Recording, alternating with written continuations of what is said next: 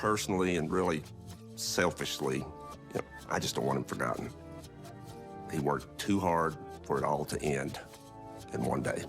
In this life, everybody's striving for something: success, respect, or maybe just survival. Everybody's got at least one thing, if not several, that gets you out of bed every day and help you push through the BS. All our journeys are different. Some are easy at the beginning, but as we age and times change, we might struggle later in life. Well, some have really rough beginnings, but they learn their lessons early and they use that experience to help them build, and then they're cruising later in life. That's a macro perspective. Of course, there's ups and downs, ebbs and flows throughout your life. But as I get a little older, I realize life is perspective. And the way you generally perceive things on a day-to-day basis will ultimately determine how your life plays out. So basically, some of us can't see how good we got it, while others refuse to see how bad it really is. We can probably all think of at least a few examples of somebody who had to learn really hard lessons as a kid, put that experience to use, achieved a whole bunch, and now later in their life, they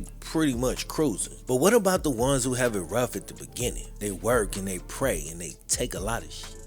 And then just as they've grinded themselves to the point where they're about to transition into a better stage of life, prematurely, their life is cut short before the good part even has a chance to start.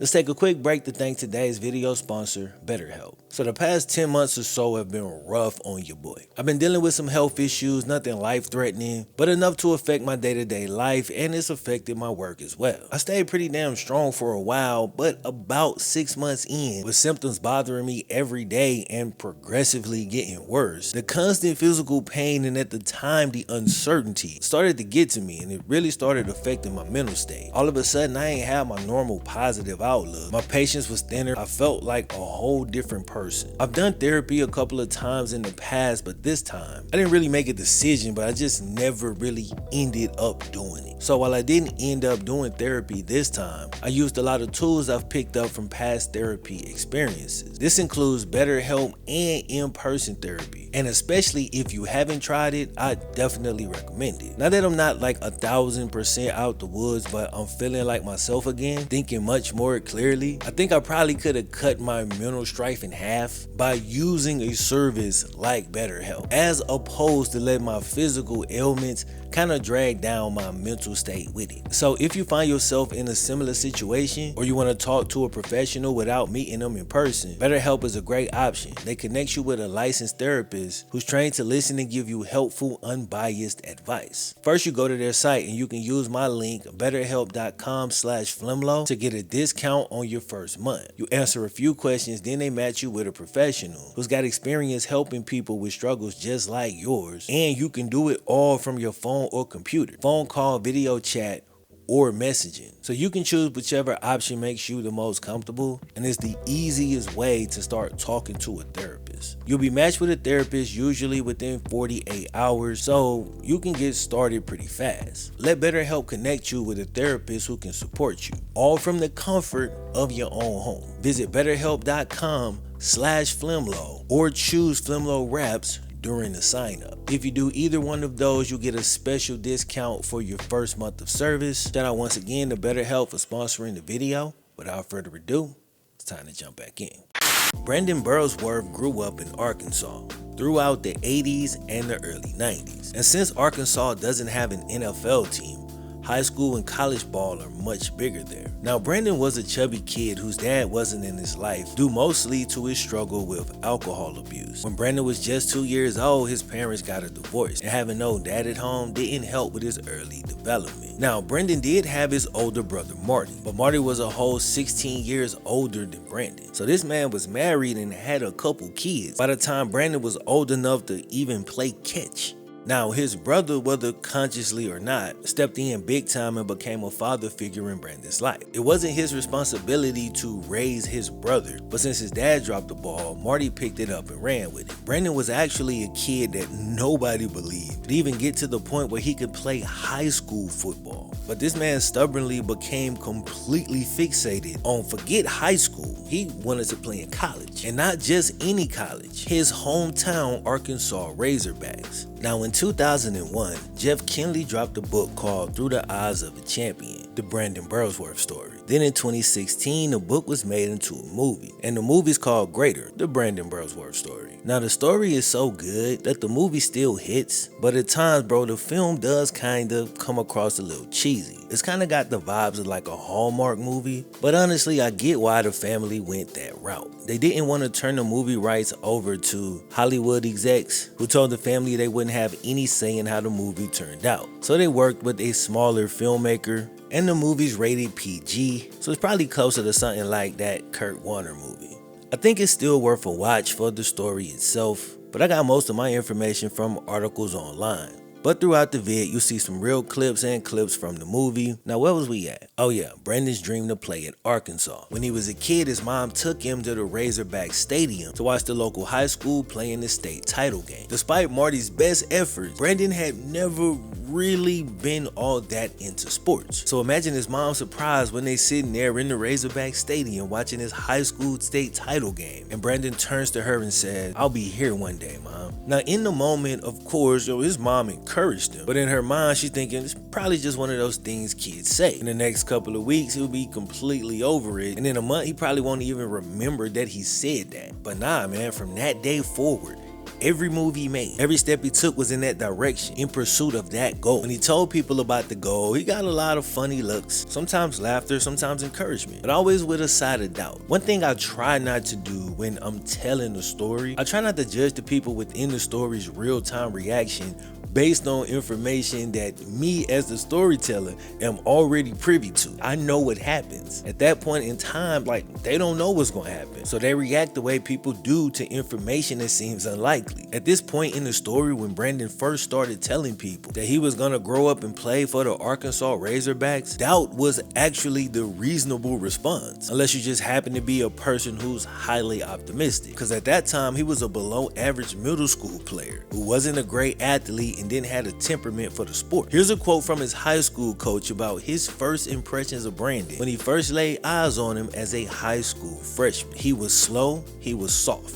We didn't think he'd ever play. It don't really get more straightforward than that. But first impressions, while important, ain't the be all end all. And that coach, Coach Tice, would learn over time exactly who Brandon Burlsworth was in here. Brandon might have been a late bloomer, but the soul he emerged from was extremely rich with nutrients. A dedicated mother who, due to his dad's affliction, was left to do the best she could as a solo parent. Also an older brother who was his pseudo dad, who played catch with Brandon, helped him do his homework. And let's be frank, bro, he stayed on his ass like your dad's supposed to do. Get up off that couch. Let's go outside. You need to drop some weight. You know, that tough love every young boy needs. Thanks to this rich soil, when Brandon did emerge, he grew tall and strong from the inside out. But nobody would believe what was brewing beneath the surface until they actually saw it for themselves. What a sight it would be when he got his name called. But let's back up. We're getting a little too far ahead of the story. Brandon didn't make the varsity team as a high school freshman. Then he never saw the field as a high school sophomore. Brandon was big, but not football big. The weight was in the wrong places and the muscle underneath wasn't developed. He wasn't very athletic, wasn't super strong, and he was sturdy, but he didn't really seem to have that dog in him.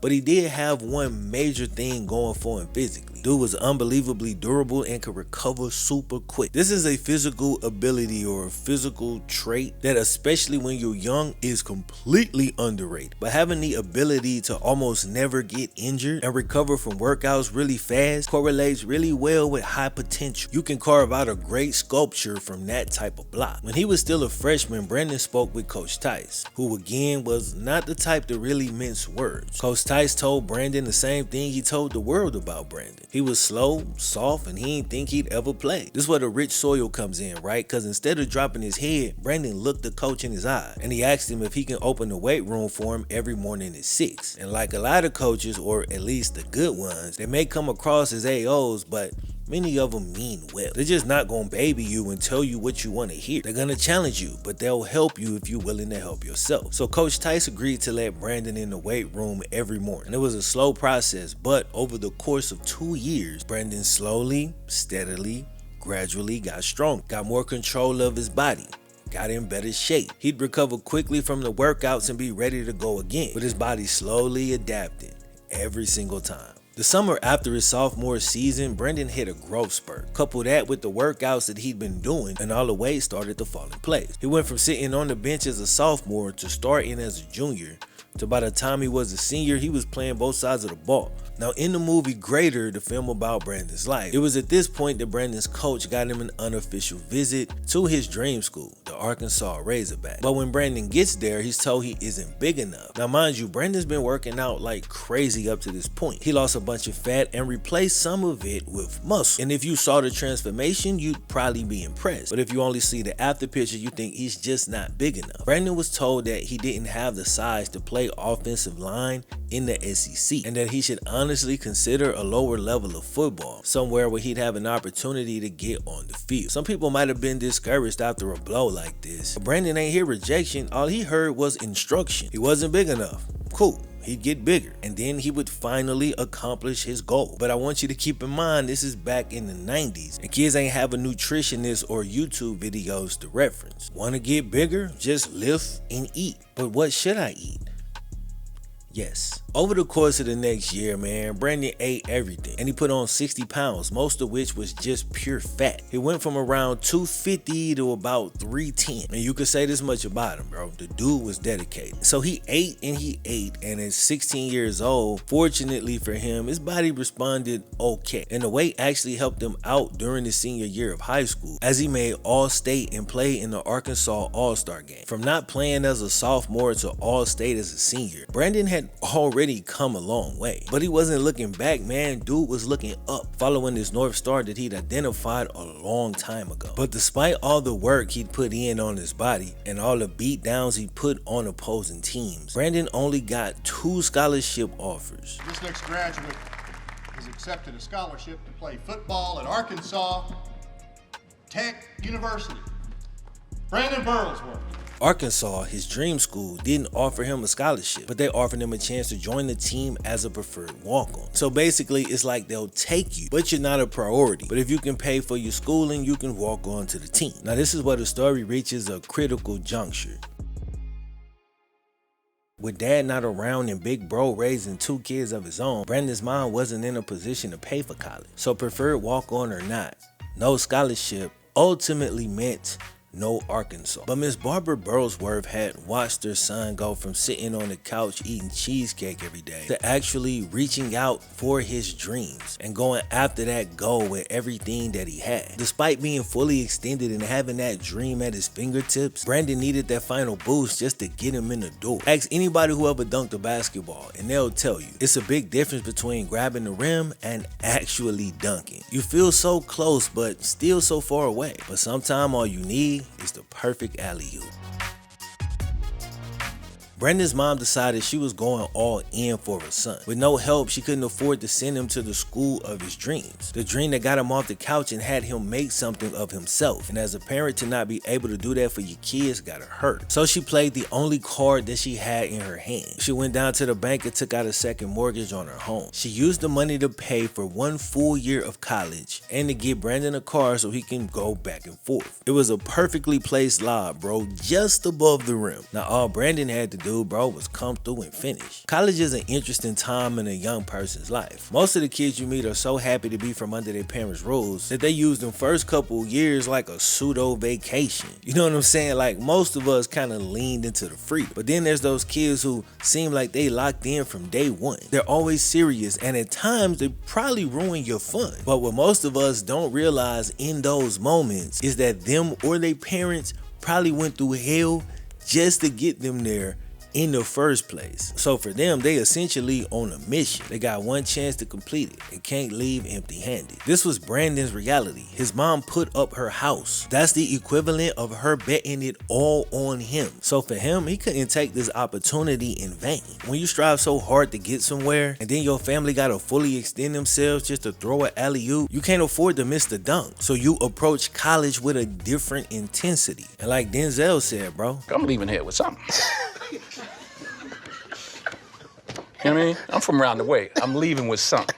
So with one goal achieved, Brandon now had something new to chase, because while he assumed that a scholarship would come with the completion of his first goal, it actually didn't. And you know, sometimes your dreams don't look exactly the way that you envisioned them. He was at Arkansas and technically on the football team, but since his mom could only afford to pay for 1 year tuition, that man Brandon was on the clock. He had to earn a scholarship fast. So the last thing he wanted to hear when he arrived on campus was that he was gonna be immediately redshirted. And no matter how businesslike his approach might have been, it would prove damn near impossible to earn a scholarship without some type of real opportunity. But that's what he had to work with, so he went to work. A year earlier, the coaches told Brandon that he was too small. So over the course of that next year, he had put on the 60 pounds. But like I said, it was mostly fat, and so he had to redshirt because the trainers needed time. They had to go through the process of taking the bad weight off, then rebuilding him, this time with good weight. So basically less fat and a lot more muscle, and this type of body recomposition takes time to do it right. When they gave Brandon this news, he was no doubt disappointed, because he knew that his goal of earning a scholarship within that first year was now going to be a goal that was really hard to reach. But he threw his shoulders back, bro, looked the coach in his eyes, and said, "I'll do whatever you say, coach. You tell me to do it, and I'll do it." And bro, Brandon was about action, bro. This was not just talk. He got up every day at 5:15 a.m., read his Bible, worked out,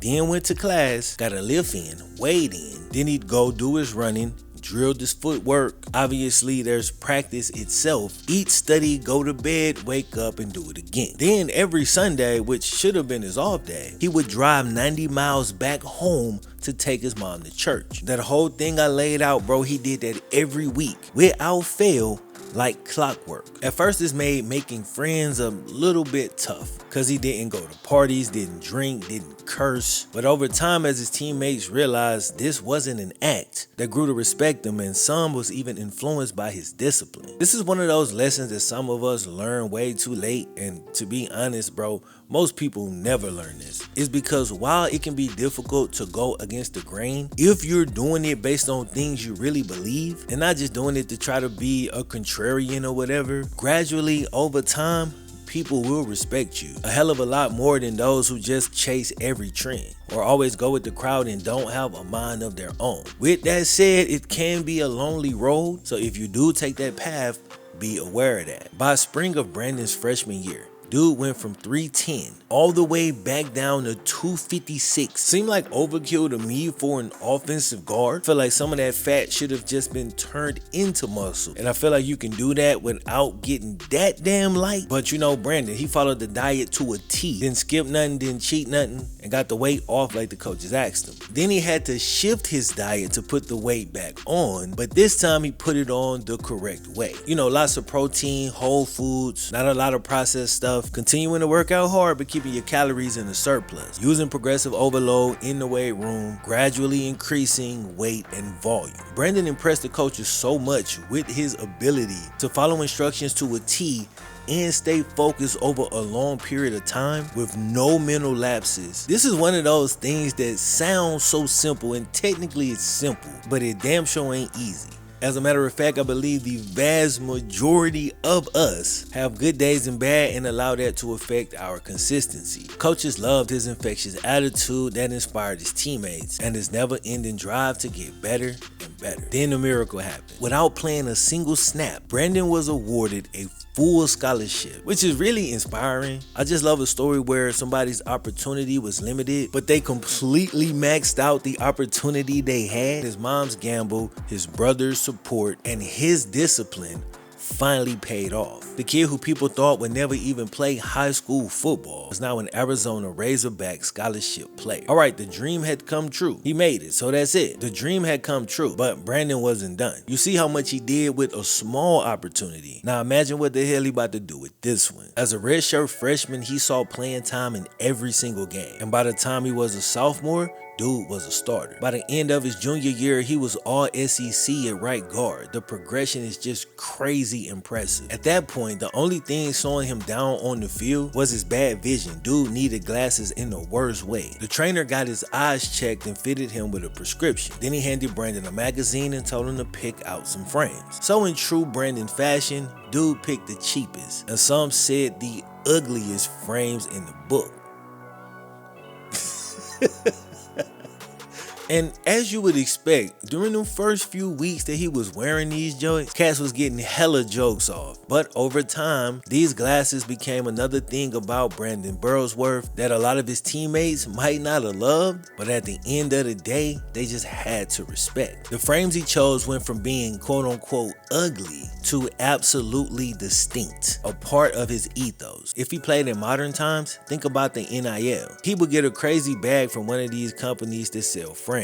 Brandon's senior year was yet another step in his development. He was now much more vocal in coaching his teammates. He would encourage them, school them, and hold them accountable. As a senior, this man was voted a captain. And you know what's crazy, bro? I'm sitting here telling you a story that happened 25 years ago to somebody I don't know, but I'm sitting over here proud. Like, look what dude accomplished. You can just imagine how important something like that would be to him. To see somebody dedicate themselves to something that they wanted and something that most people thought they could never have. And now not only are you there, bro, you own scholarship, you all SEC, and you a captain. I ain't gonna lie, dog, that's what's up. Brandon lived up to his captain status too. And not just leadership, I'm talking play on the field. As a senior, he was named first team All-American, which means that this former walk-on was now one of the best guards in all of college football. And he didn't forget about the classroom. He earned a master's degree in business administration. This actually made him the first Arkansas player to earn a graduate degree before the end of his football career. He made the absolute most out of those 5 years and treated every single moment like it was the fourth quarter. Then on April 17, 1999, Brandon achieved something that was so far-fetched, so outlandish based on where he had started, something I don't know if he'd ever even dared to dream was possible. With the second pick in the third round, 63rd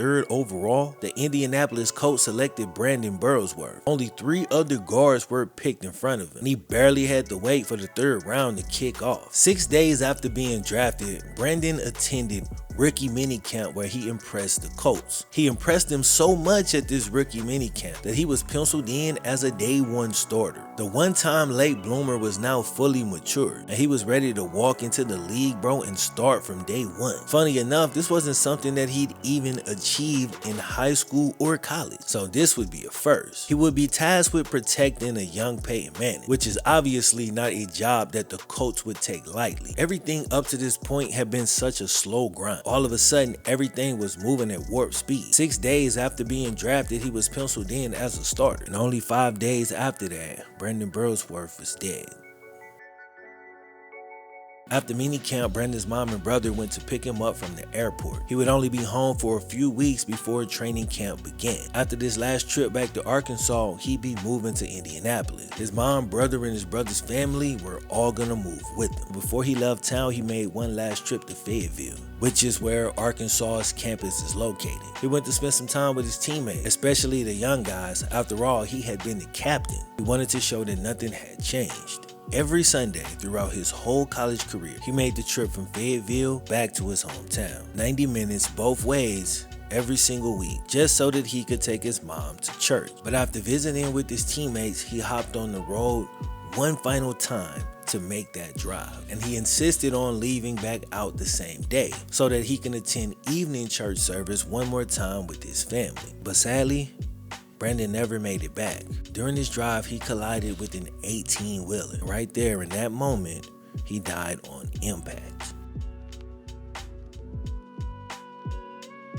At the start of the video, I said, but what about the ones who have it rough at the beginning? They work and they pray and they take a lot of shit. And then just as they've grinded themselves to the point where they're about to transition into a better stage of life, their life is cut short before the good part even has a chance to start.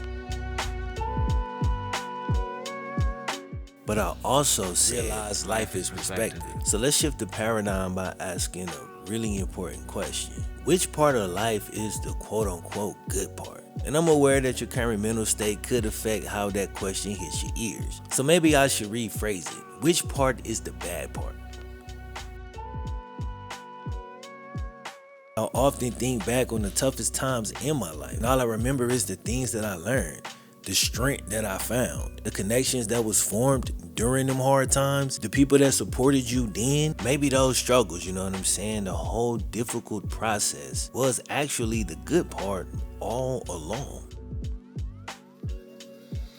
Or maybe if my perspective was as strong and as pure as Brandon's, maybe I would realize that every moment of your life, every part where you breathing is all the good part. Because here we are talking about a cat who lived 22 years, and it seems like he made the most of every one of them. So have a dream, have a goal, and grind towards that. But accomplishing that goal or not accomplishing that goal ultimately won't make you happy or unhappy. So don't fall into the trap of I'll be happy once I'm over here. It's important to enjoy the journey and the process, like it is the fourth quarter of a really tight game. That said, don't forget, bro, take your timeouts. Take your breaks when you need them, then get back to it. But in 22 years, this dude really left his mark. And 24 years after his passing, we still talking about it. He's still inspiring us, still motivating us, and his story's still captivating people every single day. In 2010, they started giving out the Burlsworth Trophy to the most outstanding player who started his career as a walk-on. Miss Barbara and Marty started the Burlsworth Foundation, where they provide free eye exams